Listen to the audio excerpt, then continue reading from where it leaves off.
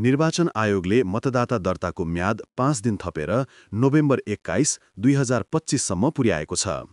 प्रारम्भमा म्याद नोभेम्बर 16 मा सकिने तय थियो, तर देशभरका दर्ता केन्द्रहरूमा नागरिकहरूको भीड अत्यधिक बढेको, कतिपय केन्द्रहरूमा 4-4 घण्टा लाइन बसेर पनि दर्ता गर्नुपर्ने अवस्था आएको, अनलाइन पोर्टलमा राष्ट्रिय परिचय पत्र एनआईडी प्रणालीमा ट्राफिक धेरै बढेको र सर्भर डाउन हुने समस्या देखिएको छ। प्रधानमन्त्री सुशीला कार्कीले पनि आयोगलाई नागरिकको पहुँच सुनिश्चित गर्न म्याद बढाउन आग्रह गरेकी थिइन्। आयोगले यस्तो चाप व्यवस्थापन गर्न केही केन्द्रहरूमा 12 घण्टे शिफ्ट सञ्चालन गर्दै बिहानदेखि बेलुका सेवा प्रदान गर्ने व्यवस्था बनाएको छ। अनलाइन दर्तामा भने व्यवस्था सुधार्न राष्ट्रिय परिचय पत्र विभाग र आयोगका प्राविधिक टोलीले सर्भर विस्तार र प्रणाली अप्टिमाइजेसनमा निरन्तर काम गरिरहेका छन्।